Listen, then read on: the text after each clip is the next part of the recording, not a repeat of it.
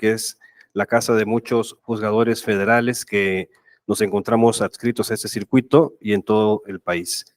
Así que me parece que en cuanto a esta mesa que se denomina nombramiento de ministros de la Suprema Corte, que es así, ¿verdad? Porque para confirmar únicamente, bueno, yo quisiera, dado lo breve que se tiene de término para la exposición y para no excederlo, únicamente referirme a los aspectos meramente normativos que se encuentran contemplados en la propuesta de reforma constitucional y hacer una muy breve comparación con los requisitos o la regulación que existe en el actual artículo o el articulado de la Constitución que se refiere al nombramiento de ministros. Bueno, dentro de las diferencias más importantes con que se cuenta en esta propuesta de reforma, existe una en cuanto al número de ministros de la Corte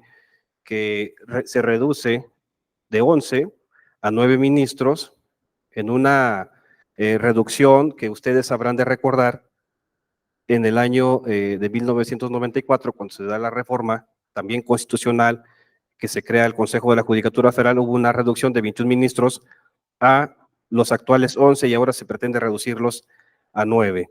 En cuanto a su duración en el cargo, la Constitución actualmente contempla que durarán 15 años en el ejercicio de su encargo y la propuesta de reforma, incluso la ya modificada, porque ustedes deben tener presente que la Presidencia de la República emitió o presentó su propuesta de reforma constitucional y actualmente se tiene una modificación a dicha propuesta inicial, la que llevó a cabo, la que estructuró, la que recogió la Comisión de Puntos Constitucionales, que es la que finalmente presentó el viernes pasado una versión definitiva, y en donde igualmente se contempla que serían 12 años los que durarán los ministros en el cargo. Bien. Finalmente, quisiera referirme a cómo van a ser estas propuestas para que los ministros lleguen a su encargo. Actualmente, como ustedes saben, es el presidente de la República quien propone al Senado de la República una terna para que las personas que el presidente estime tienen el perfil idóneo para integrarse como ministro de la Suprema Corte, pues puedan ser sometidos a la discusión en el Senado de la República. El Senado de la República tiene que aprobar esta designación y si no lo hiciere, si desechara la terna propuesta por el presidente de la República, puede el presidente de la República designar al ministro que él desee. Esta forma en que se viene dando la designación, el nombramiento de los ministros de la Suprema Corte, se ha dicho, y es uno de los motivos que se aducen en la propuesta de reforma, que no es un método democrático en donde participe la voluntad popular, donde participe el pueblo para la designación de los ministros. Sin embargo, pues diversos estudios, diversas personas estudiosas del derecho hacen hincapié en que esta forma de designación de los ministros es una forma indirectamente en donde se ejerce indirectamente la democracia, porque participan los otros dos poderes en la designación de los ministros. El Ejecutivo propone y el Senado aprueba. Y si el Senado no aprueba, se impone finalmente la voluntad del Ejecutivo. Y en ese sentido, sí es importante, desde mi punto de vista, que se elimine la posibilidad de que los otros poderes participen en la designación de los ministros. Desde mi parecer, la designación de los ministros tendría que ocurrir como ocurre en la asunción a sus cargos de los jueces y magistrados, esto es a través de la carrera judicial. Esa sí sería una verdadera profesionalización que se seguiría para el alto tribunal. Sin embargo, en otras épocas, en otros años, se dice, ha habido una elección de ministros, esto es, se ha sometido al pueblo la posibilidad de votar por estos altos representantes de la justicia. Sin embargo, se ha dicho también que no es una elección directa la que ha ocurrido en otros años bajo otras regulaciones constitucionales. Debe el Ejecutivo dejar de tener injerencia en la designación de ministros. El hecho de que se someta a votación popular a estos funcionarios no solamente no los hará dejar de depender de los poderes de la Unión que participan en todo este proceso nuevo que se plantea, sino que además pues no garantizará ni la profesionalización ni la calidad en la impartición de justicia. Voy a dejar hasta ahora mi participación para no excederme y en una segunda, si la hay, pues ya continuamos. Gracias. Muchas gracias. Damos el uso de la voz al juez Rubén García Mateos por 10 minutos, por favor.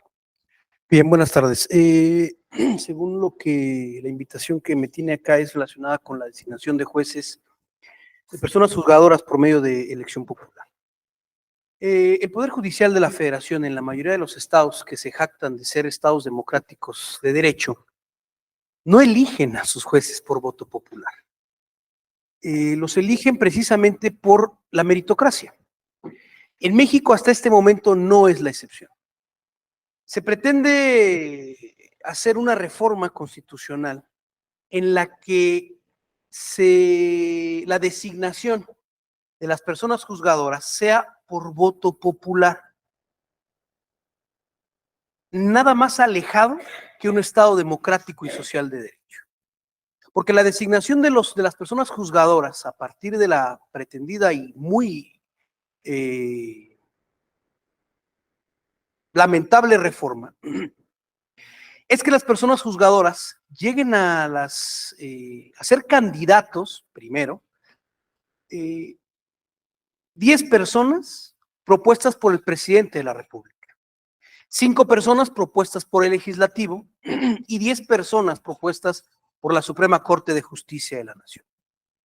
Es decir, aparentemente, 15 personas podrán acceder a un cargo de juez, designadas en principio insaculadas por designación nada más autoritario que por los poderes de la Unión de manera directa. Comentaba el magistrado Darío, eso en la Suprema Corte dejó de ser antes de la reforma del 94.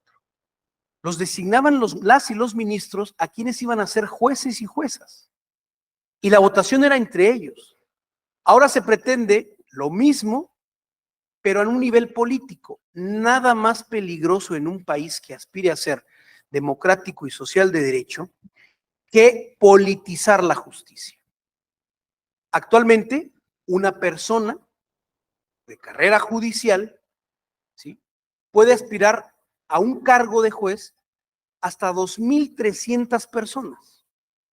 Los últimos concursos del Consejo de la Judicatura Federal, el más extraordinario de concurrencia, fue de 3,000 personas para 50 plazas en todo el país. Nadie tenía que caerle bien al presidente, nadie tenía que caerle bien a los legisladores y nadie tenía que caer bien a nadie de la Suprema Corte de Justicia de la Nación. La meritocracia en el Consejo de la Judicatura Federal es precisamente el pilar de una justicia independiente e imparcial. Los jueces no le tenemos miedo a las amenazas de la delincuencia organizada y resolvemos conforme a derecho, con resultados catastróficos como el compañero juez fallecido en Colima, precisamente con un asunto de la delincuencia organizada. Dijo una barbaridad el presidente de la República por sus consejeros, no sé quiénes sean, pero a lo mejor es un diputado, Leonel Godoy, que ahorita iremos ahí. Dice el presidente de la República, es que los jueces resuelven con miedo porque son objeto de amenazas. Error.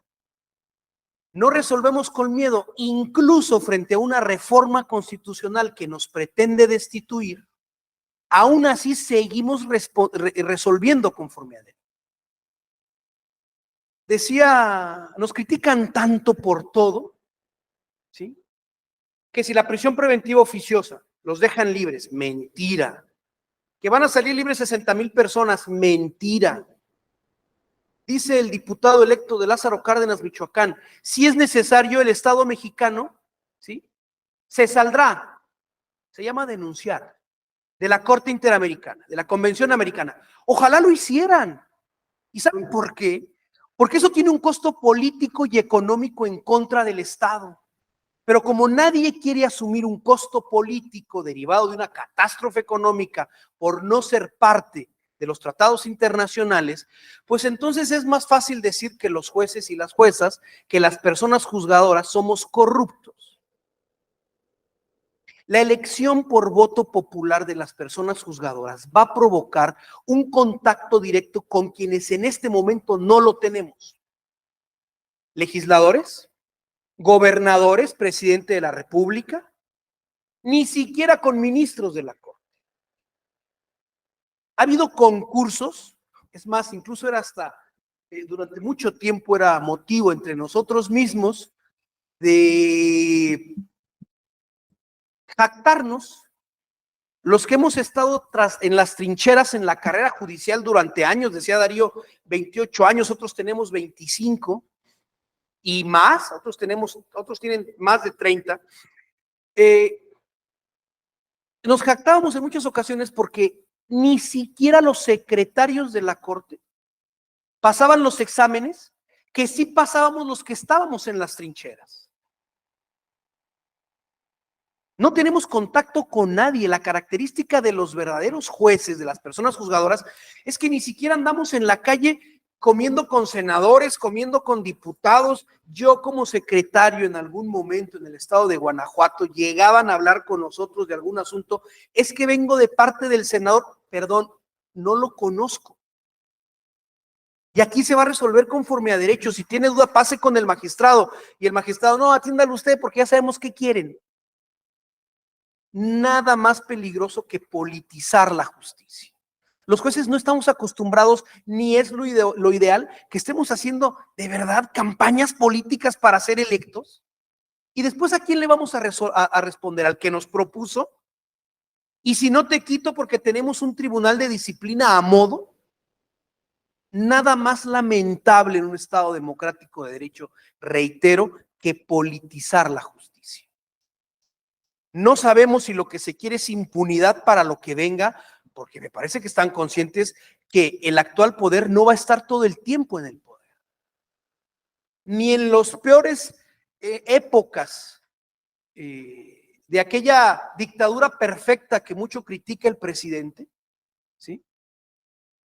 Se llegó a este nivel. ¿Quiénes van a elegir a los jueces y senadores? ¿Los senadores de aquí? ¿A quién van a elegir? ¿A los mejores prospectos o a los más manipulables? La carrera judicial es precisamente la garantía de que resolvemos conforme a derecho. Porque nadie puede venir a decir, acuérdese que yo lo designé a usted. Al contrario, eso es precisamente nuestro propio escudo. Y no solo a nivel federal, debe ser también en todos los estados. ¿Quiénes van a llegar por voto directo o por elección popular? Los que no pueden llegar por méritos, por conocimientos. Y pareciera que se les olvida que lo que natura no da, una elección por voto directo no presta. ¿Quién va a resolver? ¿Cómo se va a resolver? Los intereses de quién se van a defender. Y lo dije hace unos días en un foro, esta reforma no se entiende bajo el concepto histórico de una venganza del Ejecutivo Federal. Nadie, el presidente debe recordar que nadie de carrera judicial, ninguna persona juzgadora de carrera judicial, estuvo en aquella reunión que tanto critica previo a su desafuero con el entonces ministro Mariano Azuela, Vicente Fox y Santiago Krill, entre otros, si no recuerdo, el procurador Maceo de la Concha. Nadie estuvimos presente ahí. Y es ahí uno de los orígenes de aquella tristemente célebre al diablo con sus o al diablo con las instituciones. Y aquí no venimos a criticar un aspecto político, ni tampoco dramatizar de que nos vamos a convertir en nada. Va a ser un despropósito para la justicia en México. ¿Quién va a ordenar a la autoridad mediante un amparo, ¿sí?, que le otorguen salud a una persona, que inscriban a un alumno, que lo dejen llegar con el cabello corto, con el cabello largo porque lo limitaron, que le presten atención médica? ¿Quién, electo por voto popular, se va a enfrentar al Estado cuando es el Estado quien lo elige? Ahora, otra de las berrinches, ocurrencias, que es lo más peligroso en cualquier lugar, en cualquier empresa, en cualquier institución, una ocurrencia, ¿sí?, mezclada con ignorancia. Un minuto, por favor. Los jueces, reitero, nuestro escudo precisamente frente a los poderes fácticos son los méritos que nos llevaron a estar donde estamos. Es el sacrificio personal de nuestras familias. O sea, no solo sacábamos el trabajo, estudiábamos para poder aspirar a donde estamos ahora. El presidente olvida, ¿sí?, que él fue uno de los principales críticos de la manipulación del sistema y es lo que está haciendo a diestra y siniestra con base en mentiras. Gracias. Muchas gracias.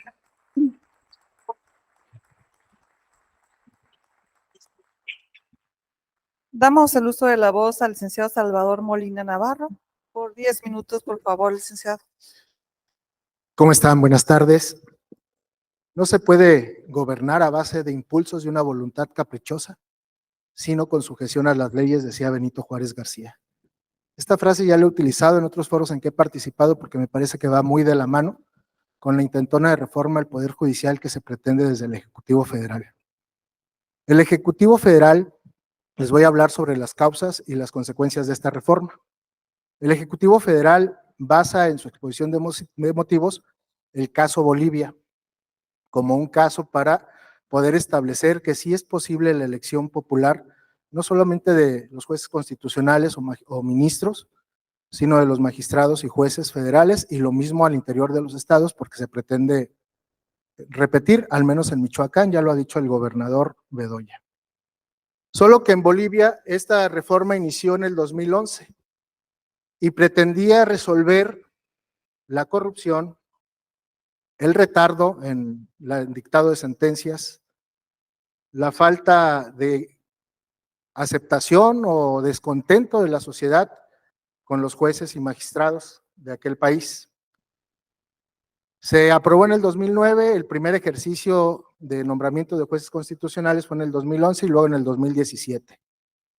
No ha resultado.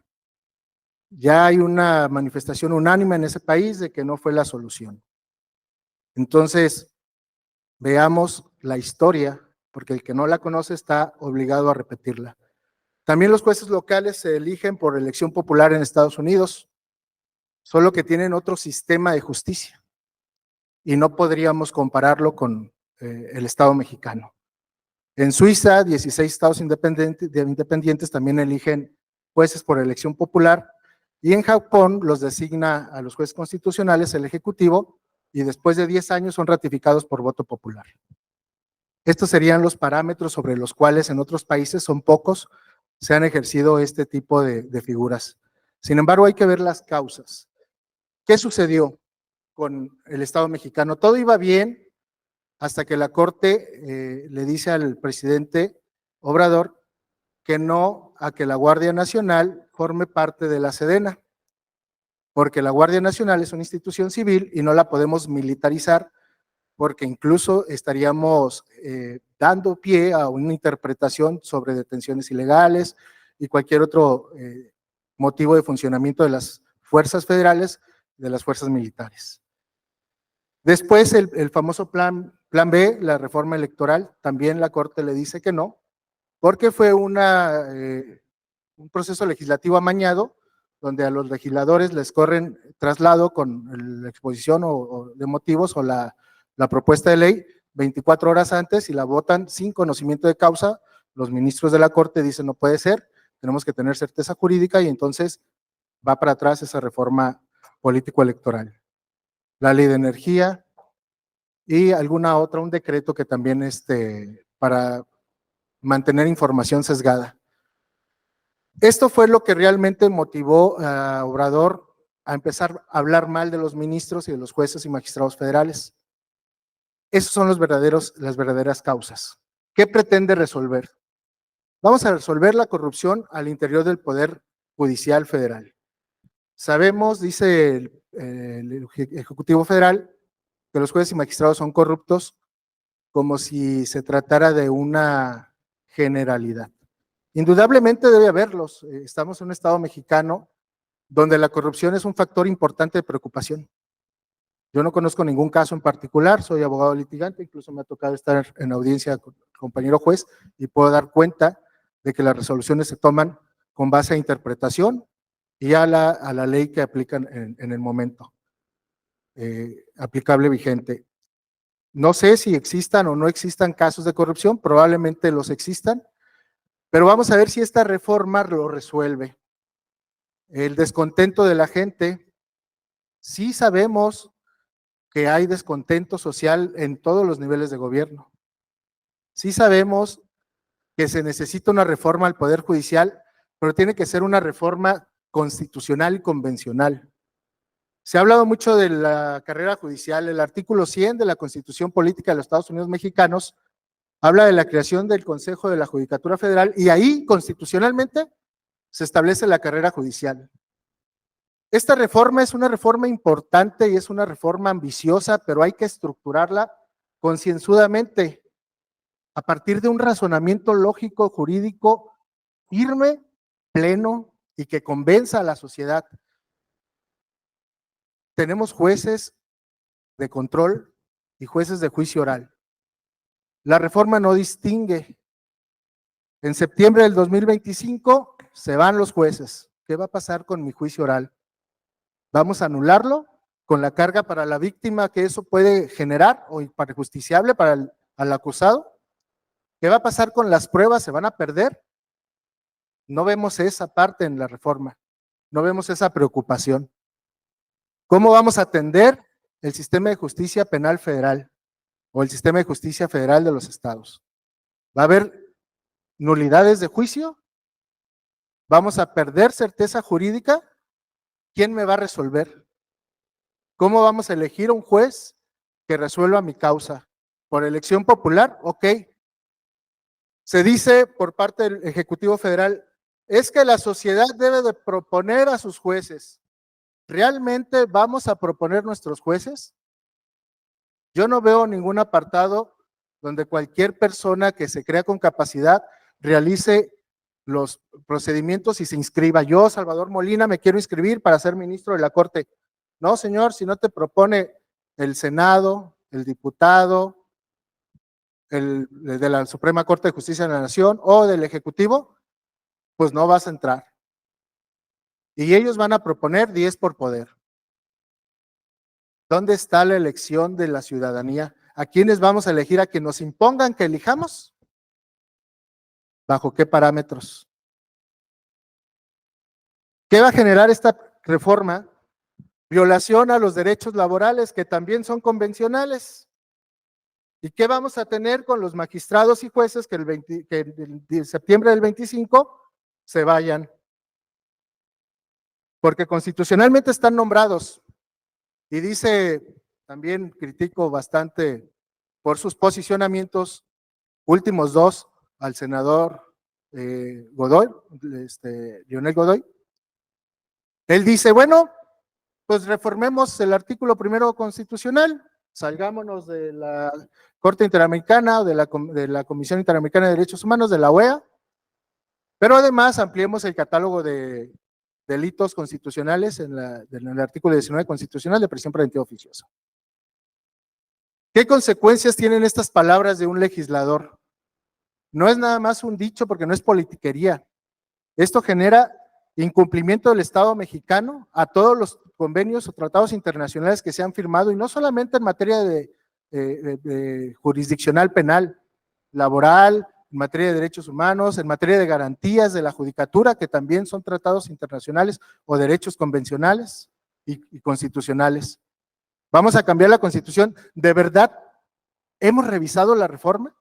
No toca todos los artículos de la Constitución que debe de tocar y entonces vamos a tener un conflicto que se va a resolver en la Corte. Pretenden pasarla con la nueva Cámara de Senadores y de Diputados por la mayoría electa. Desde ahí estamos hablando de un sesgo. ¿Qué queremos resolver? ¿Qué queremos como ciudadanía? Lamentablemente, en México es un país de muertos, donde hasta los vivos estamos muertos. No hablamos, no generamos un posicionamiento racional desde nuestras trincheras.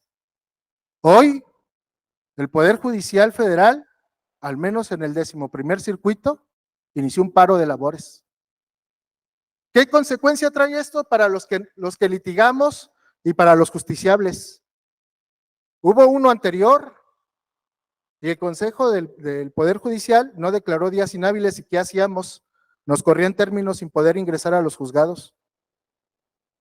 Este tipo de consecuencias se generan a través de políticas públicas mal estructuradas, porque se tiene que decir en todos los foros, esta reforma es una reforma de venganza, porque no resolviste conforme a mis criterios, porque los que me resuelven conforme a mis criterios están bien, y por ejemplo un botón, queremos ministras como la ministra Lenia Batres, que piensa que metiéndose al ISSSTE va a generar un beneficio social a la nación.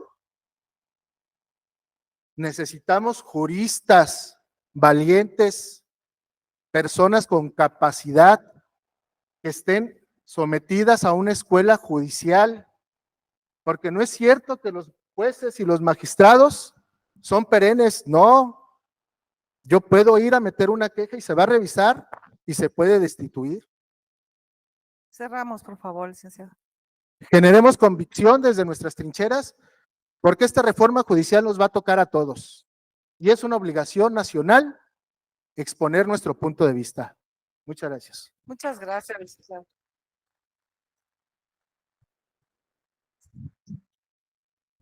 Maestro Simón Vaca Suárez, tiene el uso de la voz por 10 minutos, maestro, por Gracias. favor. Muy buena tarde, les saludo con gusto, agradezco al personal que organiza, la deferencia que tuvieron para nuestro colegio, para darnos un espacio aquí de expresar inquietudes de tipo jurídico, intentamos de que fuera tipo jurídico para cuestionar o anticipar efectos de algo que creo que ya es muy inminente. Traigo a cuento el artículo 52 del Decreto Constitucional para la Libertad de la América Mexicana, mejor conocido como Constitución de Apatzingán. Mandataba que para la integración del Congreso se deberían elegir a personas que tuvieran luces no vulgares para el entendimiento de las augustas funciones que se encomendarían. Este principio, poseer luces no vulgares, puede ser una frase ambigua. El primer sentido que tiene es poseer luces no vulgares, luces en cuanto a sinónimo de conocimientos. No vulgares como referencia a no del común denominador. Entonces este principio, acuérdense que este artículo estaba mandatado para los que integraran el Congreso legislativo y luego por vía de referencia legislativa se incorporaba en el 182, creo, para los integrantes del tribunal. Tendrían que reunir las mismas categorías, tener luces no vulgares. Entonces este principio de representación popular o legitimación de origen no es abierto, no se concibió abierto. El principio de legitimación va en tener personas que entiendan por encima del resto la ciencia, el razonamiento, las leyes de la argumentación, por las reglas de la argumentación podría ser, pero también las normas jurídicas que serían aplicadas. Se esperaba entonces que no cualquier persona, obviamente estamos en un sistema todavía incipiente, pero no cualquier persona poseía de entrada prima facie la posibilidad de postular. No obstante, hoy en día, haciendo un contraste, esta frase, tener luces no vulgares, leída esta fecha, en una de esas también quiere decir tener fama, luces en atención a fama, no vulgares, es decir, no reprendidas desde el punto de vista de la moral, desde el punto de vista de la ética, desde el punto de vista de lo jurídico, etcétera. Es decir, no tener una mala fama. Pero aquí es donde nos vamos a meter, creo, en un problema interesante, porque pareciera ser que el primer planteamiento, el inicial, para la reforma es el más famoso será el más votado y por lo tanto ese es el único requisito que vamos a pedir ahora. Legitimidad de origen, es decir, la persona que asume el cargo lo tendrá que hacer porque obtuvo el voto popular directo. Y eso se llama legitimación de origen. No obstante, no alcanzamos a vislumbrar todavía la legitimación. Es decir, cada persona una vez que arriba al cargo público vía legitimidad de origen, no tiene garantizada la aprobación constante. Sobran ejemplos de N cantidad de personas que han sido popularmente electas, es decir, cumplieron las reglas, se sometieron a ellas y resultaron vencedoras, pero sus actos durante el transcurso de la administración son calificados, son reprendidos por la población y entonces eso es la legitimación o legitimación de procedimiento. Si el estudio, ya se dijo en estas mesas, si el estudio está mal hecho, posiblemente el tratamiento no va a estar bien pensado. Si el problema de la judicatura consistía en su legitimación o en su legitimidad. Hay reglas democráticas de legitimidad que no tienen que ver con el voto popular. Sí, significa cumplimiento de reglas, ¿no? Principio de igualdad, principio de libertad y el mejor evaluado, el que cumplió con los requisitos, entonces tiene los estímulos o tiene los castigos. Esa es también otra forma de legitimación de origen. No necesariamente por la vía popular. Pero la legitimación día a día, que tanto respeta el procedimiento, ese es otro tema. Es una persona electa, cumplió con los requisitos, pero ¿cómo dicen? No cumple con el procedimiento, va a perder legitimidad. Y finalmente la legitimación de resultado. Una vez que esa persona fue electa, que cumple las leyes del procedimiento que lo rigen, ¿cómo va a ser evaluada acorde al pronunciamiento final? Condena, suspende, ratifica. Ese es otro tema que queda otra vez, lamentablemente creo que estamos en la época de la fama. Simplemente poseer luces, es decir, ser famoso. ¿Por qué traigo a cuento este tema? La propuesta en el dictamen indica que la persona votada como ministro, la persona que tenga mayor votación para ministro, para ministra, tendrá la presidencia del pleno por 2 años. El pleno pierde la atribución de votar entre sus integrantes a quien sea la presidencia, porque esta legitimación para la presidencia de la Corte ya vendrá dada a partir del número de votos que se tenga, solo por el número de votos, no por la expertise, no por las mejores luces, sino simplemente por el número de votos. Y esto empieza a hacer un juego aquí interesante en cómo se discute el asunto público. Traemos las ideas de, por ejemplo, las ideas americanas de no podemos vetar a nadie de la discusión del sistema de justicia, como dijera Amartya Sen. De entrada, una verdadera premisa, no puede quedar ningún grupo social excluido de la discusión respecto de su sistema de justicia. Pero también vienen algunas reglas. ¿Se escucharán todas las voces? ¿Cuáles son las voces que deben ser escuchadas? Y luego, ¿cuáles son las voces que tendrán que ser atendidas? Y entonces el principio de fama, simplemente abierto así, el que brilla más, no necesariamente asegura el mejor ejercicio. Porque aquí está pensado el planteamiento, el que tenga más votos tiene más legitimidad. Pero no podemos establecer otra vez que a mayores votos, mejores sentencias. Simplemente es un requisito de origen. Y lo que sigue en el transcurso tendrá otros temas. Se me hace interesante traer a cuento aquí que el proyecto eleva a rango constitucional al vecino y a la vecina, porque dice que para la postulación vale la pena o se tomarían en cuenta las cartas de intención desde un vecino. Se me hace interesante, mi vecino le sube a la música muy temprano, muy tarde, y entonces no me gustaría que fuera ministro. Es un mal vecino, no barre bien la calle y entonces no creo que sea un buen ministro. Poseer luces no vulgares para el ejercicio de las soberanas funciones que se le encomendarán, no cualquier fama. Y yo no veo en el proyecto, en el dictamen, la anuencia, la voluntad y en caso el peso que tendría el pronunciamiento de institutos, universidades o colegios de abogados para respaldar o repeler incluso una candidatura. Viene en el dictamen, viene un ente, vamos a decirlo ahí, peligroso, muy peligroso, porque es el ente evaluador. O sea, si ya están estableciéndose aquí que hay demasiados filtros, todavía hay un filtro superior que es el ente evaluador de las postulantes. Y no se dice que si me puedo inconformar de la forma que el ente evaluador, el organismo evaluador de las candidaturas, si me deja fuera, yo no sé si me puedo inconformar. Y no me dice cómo tiene que fundamentar. Es decir, qué vale más para fundamentar la idoneidad y quedar en esa lista de 10 personas. Ese ente evaluador tendría que ser más abierto, más democrático, más transparente, porque entonces pueda quedar gente fuera desde la subjetividad. ¿Qué luces no vulgares van a ser relevantes? Es decir, una conferencia dictada ¿dónde? Libros editados por quién, doctorados obtenidos ¿cuándo? Y aquí traigo a cuenta otra cosa que yo dejo, que no me termina de convencer. Se eleva a rango constitucional el promedio de 8. Y para mí no necesariamente se relaciona con luces no vulgares. ¿Por qué?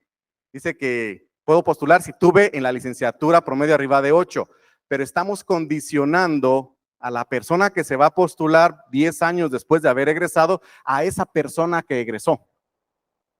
No soy la misma persona, decimos, no, nadie se baña 2 meses en el mismo río, porque no es la misma persona y porque no será el mismo río.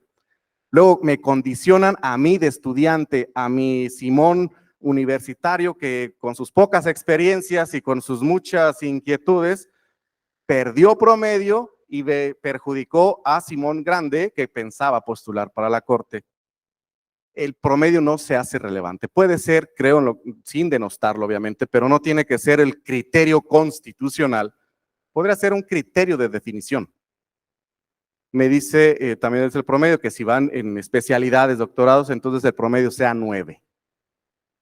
El promedio no tiene, que desde el punto de vista, no tiene una relación directa con el ejercicio de las funciones que se van a realizar. Pueden ser indicativos y estamos ahorita un poco a ciegas. La legitimidad de origen no tiene la luz suficiente para asegurar la legitimidad de procedimiento y la legitimidad de resultado.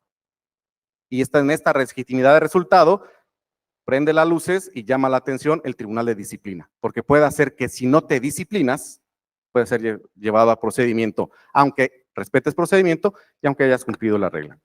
Y para cerrar, se esperaba de 1995 judicializar a la política. A los que han perdido más legitimación, los políticos, se esperaba judicializarlos, ponerles reglas. Reglas para la toma de decisiones de lo político. Y ahorita estamos viendo que lo que se va a politizar es la judicatura y posiblemente y lamentablemente por rebote se va a politizar la justicia. Puede ser. Es cuanto. Muchas gracias. Muchas gracias, maestro, muy amable. Cedo el uso de la voz al maestro Javier Martín Escamilla Báez, que nos acompaña como último ponente de esta mesa. Adelante, maestro, está usted en uso de la voz por 10 minutos, por favor.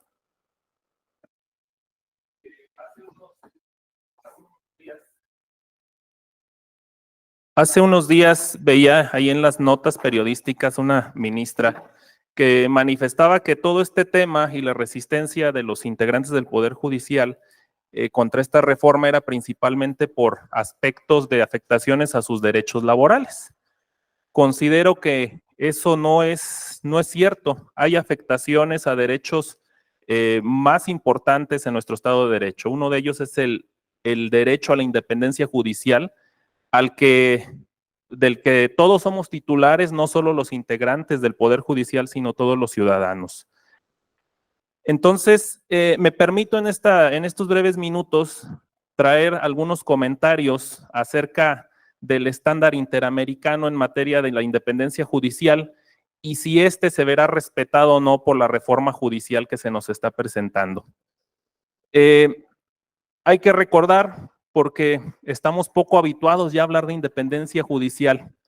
¿Por qué casi no hablamos de ello? Porque estamos tan acostumbrados hasta el día de hoy a que en nuestro país hay independencia judicial que lo damos ya como algo sentado, ¿verdad? Cuando acudimos a los tribunales, no nos preocupa, por lo general, que los titulares o los integrantes del Poder Judicial estén afectados por presiones externas.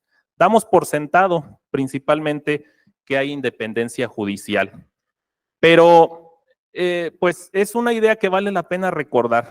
Desde el siglo XVII, varios pensadores como John Locke y Montesquieu propugnaron por la separación de poderes. Después, la Constitución de Estados Unidos de Norteamérica hizo suya esa idea y la adoptó en el primer modelo donde se utilizaron poderes separados. Esto se replicó alrededor del mundo. En México, incluso se adoptó, ¿verdad? En las constituciones que sabemos que fueron réplica de la de Estados Unidos, se adoptó este sistema de separación de poderes. Sin embargo, pronto se dieron cuenta los constitucionalistas de que no era suficiente con que hubiera poderes separados, sino que tenía que haber independencia entre ellos. ¿Esto por qué razón? Porque la idea de que exista poderes separados es para que, pues, ejerzan entre ellos funciones de control y de equilibrio, ¿sí? Para que ninguno de estos poderes crezca de tal manera que aplaste a los otros y que impida que ejerzan sus funciones. Y para que estos sistemas de control y equilibrio puedan realmente funcionar, pues es necesario que haya independencia entre estos poderes. Entonces, se empezó a hablar mucho de la independencia judicial, ¿verdad? Que era necesaria para que ejercitara esas funciones de control y equilibrio. Sobre todo, sabemos que ejerce funciones como el control constitucional, ¿verdad? En México, a través del juicio de amparo o de los otros juicios constitucionales que tiene a su cargo. Y les decía que hasta ahora en México está consolidada la independencia judicial, ¿verdad? Después de mucho trabajo, después de muchas reformas y de mucho esfuerzo, hay independencia judicial, es lo que considero en lo personal y en la práctica como litigante que he tenido desde hace años. Sin embargo, pues viene ahora esta propuesta de reforma constitucional y vale la pena analizar si no solo conforme a los estándares de nuestra propia Constitución, porque esta reforma se plantea en la propia Constitución, ¿verdad? Vale la pena ver si conforme a los estándares internacionales, en particular conforme al estándar del Sistema Interamericano de Derechos Humanos, se respetará la independencia judicial con esta reforma que se propone. La Corte Interamericana ya se ha pronunciado en muchos casos acerca de la independencia judicial. ¿Esto por qué? Porque, pues, desde hace muchos años han llegado casos allá a la Corte Interamericana donde se han impugnado destituciones de funcionarios judiciales. Es más, hasta de tribunales constitucionales enteros se han llevado a impugnar allá en la Corte Interamericana. Entonces, esto ha hecho que la Corte Interamericana haya ido generando una rica jurisprudencia sobre el tema de la independencia judicial.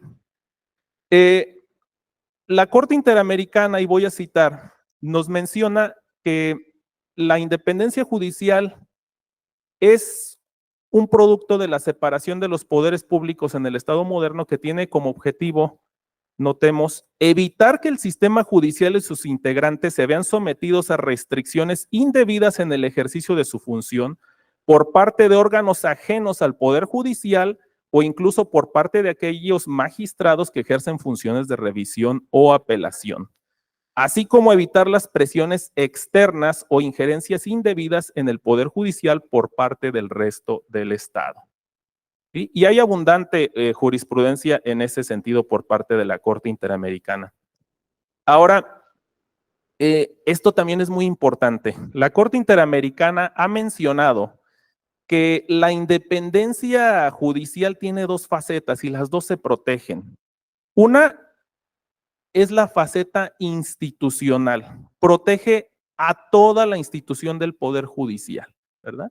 No solo a los individuos, porque también hay una faceta que es la vertiente individual, ¿verdad? También protege a cada uno en lo individual, pero está protegida la faceta institucional. Y esto es lo que creo que ignora la ministra que mencionábamos hace un rato, en cuanto a esta reforma que se pretende, ¿verdad? Que está afectando a toda la faceta institucional del Poder Judicial. Dice la Corte Interamericana también que, como todo derecho, debe de tener garantías para que este sea respetado. Y son tres, básicamente. La primera es que debe de haber adecuados mecanismos para el nombramiento de los juzgadores. Aquí cabe la pena mencionarnos si este será un adecuado mecanismo, ¿verdad? Ciertamente la Corte Interamericana no se ha pronunciado sobre si las elecciones populares de personas juzgadoras sean adecuados mecanismos, pero bueno, vale la pena que nosotros nos llevemos este interrogante para el estudio. Pero por otra parte también nos menciona la Corte que hay otra garantía, que es la de la estabilidad y permanencia en los cargos, ¿sí? Para que esta garantía tenga vigencia, debe de reunir las siguientes características. Cualquier destitución debe de ser solo por causales justificadas, probadas en un proceso con garantías judiciales, ¿sí? O por el cumplimiento del término o cargo por el que fueron conferidos, nunca por criterios políticos. La destitución debe ocurrir solo por faltas de disciplina graves o incompetencia probada. Y los procesos que lleven a la destitución deben resolverse conforme a las normas disciplinarias establecidas y de manera justa, objetiva e imparcial conforme a la ley o a la institución. Y esto también tiene base en sentencias de la Corte Interamericana.